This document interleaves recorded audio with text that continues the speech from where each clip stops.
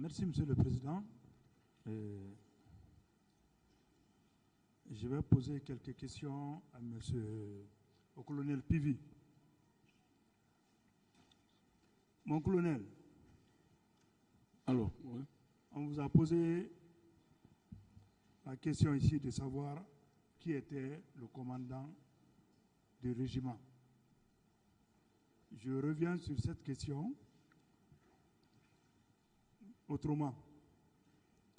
De la prise de pouvoir par le CNDD jusqu'à la fin de la transition, il y a eu combien de commandants du régiment?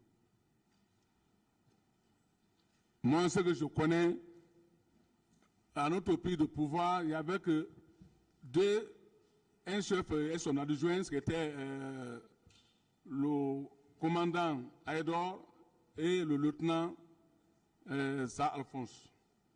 Donc, c'est eux qui commandaient le régiment à notre prise de pouvoir. Après le commandant Aïdor et Sa Alphonse, Paix à son nom.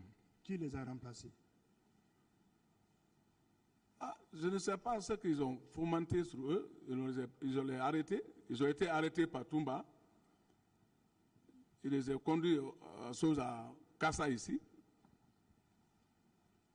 Et quand, depuis leur arrestation, maintenant, c'est lui qui commandait le régiment.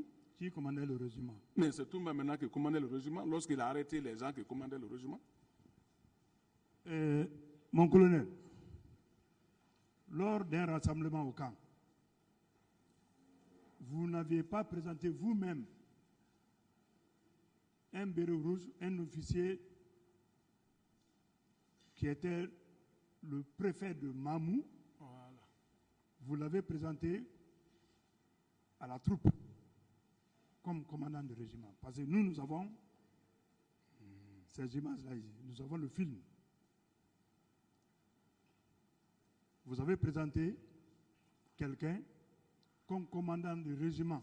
Vous avez dit que la pagaille est terminée. Vous avez présenté cet officier qui était préfet à Mamou, selon vos propres termes. Qui était cet officier? Merci. Effectivement, ça c'est après le tir sur le président.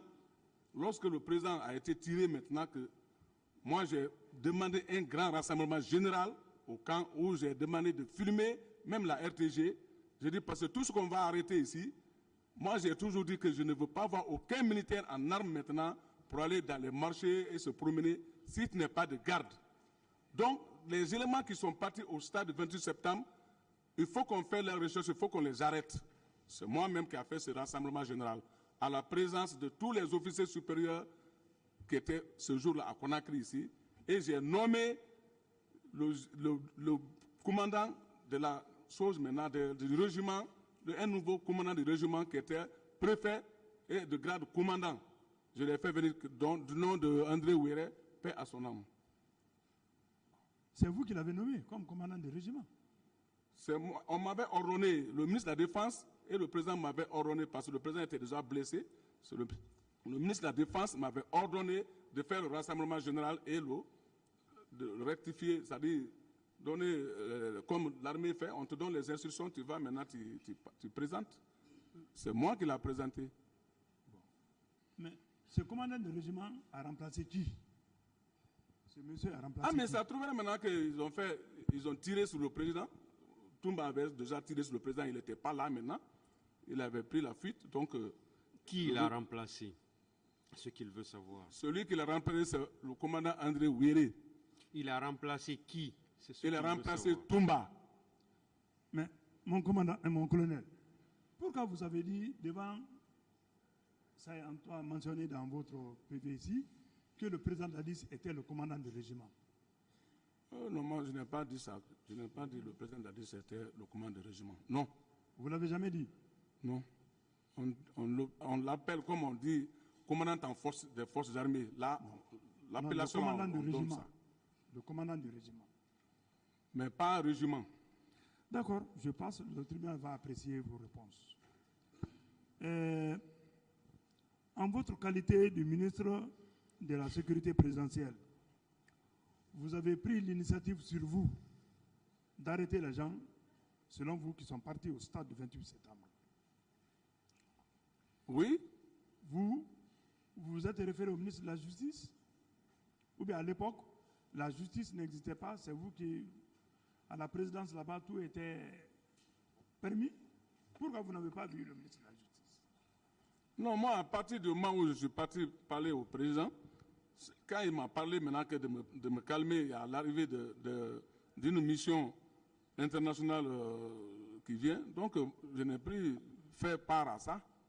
Je suis resté tranquille. Pourquoi vous n'avez pas informé le ministre de la Justice d'alors pour dire que les éléments de la garde présidentielle qui sont indiqués comme auteurs du massacre du 28 septembre, moi je voulais les arrêter, mais le président de la République m'en a empêché. Pourquoi vous n'avez pas dit ça au ministre de la Justice? Non, moi je n'ai pas dit ça au ministre. D'accord. Mon colonel, vous avez dit ici, dans cette salle, ce matin, que chacun avait ses éléments. Chacun avait ses éléments. Vous, colonel Pivi, vous avez vos éléments. C'était au nombre de 30. Comment vous avez eu ces éléments? Est-ce qu'on vous les avait affectés officiellement? Il y a un acte qui a été pris pour ça. Oui, effectivement. Le ministre de la Défense avait fait un acte pour ça. Le ministre de la Défense avait fait un acte pour ça. Oui. Le critère de choix de ces éléments, c'était quoi? Allô? Le critère de désignation de Non, vos c'était éléments. parce que j'étais chargé de faire certaines patrouilles mixtes. D'accord. Bon, vous avez également dit ici, dans cette salle ce matin, que tout le monde portait des bérets rouges. Vous l'avez bien dit dans cette salle ce matin, que les gens portaient des bérets rouges. Cela veut dire que même ceux qui n'étaient pas bérets rouges portaient des bérets rouges. Vous faites allusion à qui? À quel élément qui portait béret rouge et qui ne devrait pas le faire? Comme on dit, les détachements.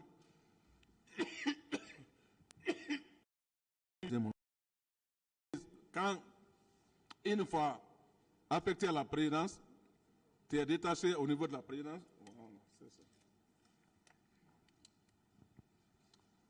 Donc, tu es obligé de porter le béret rouge.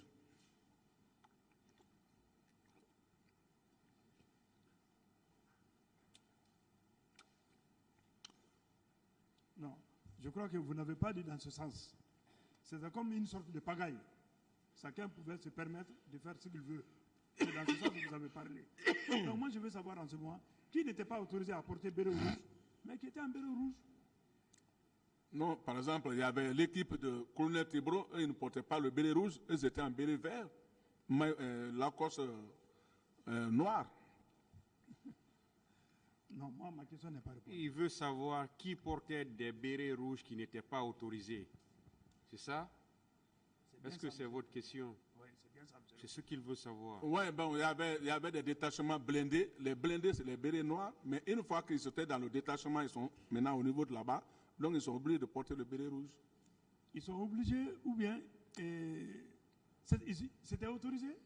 Si, ils étaient autorisés de porter le Donc, béret ce rouge. n'était pas une pagaille en ce moment. Ce n'était pas la pagaille. Mais vous avez dit ici que chacun faisait ce qu'il voulait.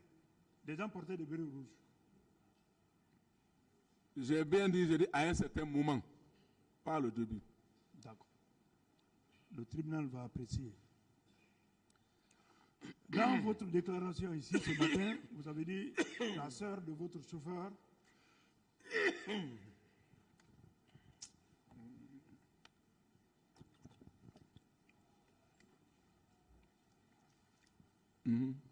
Est-ce que vous pouvez continuer? Ouais, on va continuer un peu, oui. Allez-y, maître. Et vous avez dit ce matin ici que la sœur de votre chauffeur a été frappée et blessée. Ouais. Et c'est vous-même qui avez pris la charge de celle-là. C'est vrai? Vous maintenez cette déclaration? Oui, mon chauffeur Guldi.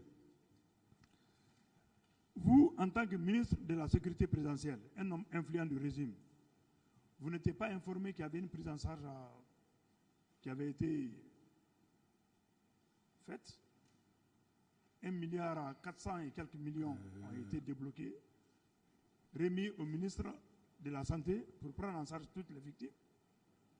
Est-ce que vous étiez informé de cela? Bon, comme lui n'était pas hôpitalisé, donc, comme on dit, il n'était pas hôpitalisé et que, comme son frère relève de moi, j'étais obligé de m'occuper de son traitement. Donc, il n'était pas, bien sûr, il était bâchonné, mais pas comme ça. Il n'était pas hôpitalisé comme ceux qui étaient, on disait qu'ils ont pris en charge, non. D'accord. Et, monsieur le colonel Pivi, vous avez dit que vous n'avez jamais pillé un Guinéen. C'est vrai? Moi, je n'ai jamais pillé un Guinéen. Non, vous avez dit ici que vous n'avez jamais pillé un Guinéen, les biens d'un Guinéen. Jamais. Si ce n'est pas pour le défendre, jamais. Vous Jamais. pouvez demander témoins aux Guinéens s'ils sont clairs. Moi, jamais. Vous vous rappelez du pillage de la concession du général Baïlo à Dubreka, à Figuema? Je ne me rappelle pas. Vous ne vous rappelez pas? Vous n'avez jamais appris que l'armée, certains éléments de l'armée avaient pillé la concession du général Baïlo à Figuema? Ça, je n'en sais rien. Non. Mais vous n'avez jamais appris? Je n'ai jamais appris, je n'en sais rien. C'est grave. Derrière le bar Danzing de votre ami Gono Sangaré, le bar qu'on appelle 24/24, et à l'étage R+2 du général Baïlo, qui a été pillé, bombardé avec les chars combat. Vous étiez en tête. Vous ne confirmez pas? Je n'en sais rien. Pratiquement, vous ne savez rien. Et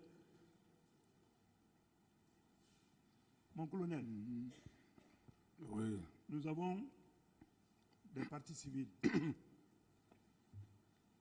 plusieurs partis civils, qui n'ont pas été interrogés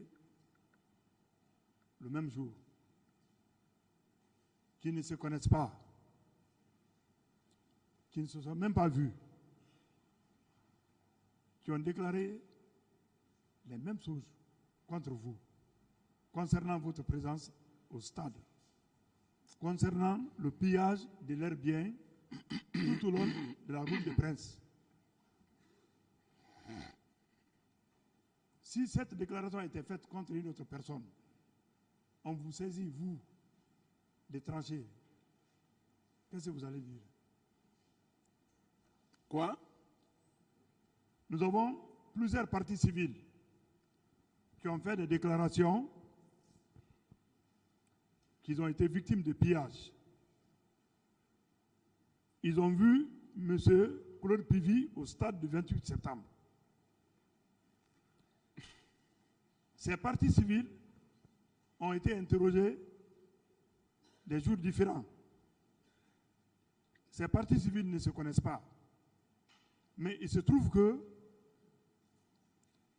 leurs déclarations sont identiques, en tout cas vous concernant. Si ce n'était pas vous, si c'était une autre personne qui était désignée, vous, on vous donne ce dossier pour trancher. Si ce n'était pas vous, cette déclaration a été faite contre vous. Maintenant, partons sur un autre terrain. Ce n'est pas vous qui êtes visé dans ce dossier. On vous donne ce dossier, on vous demande de trancher. Qu'est-ce que vous, en tant que personne aux ressources chargée de trancher cette affaire, va prendre comme décision.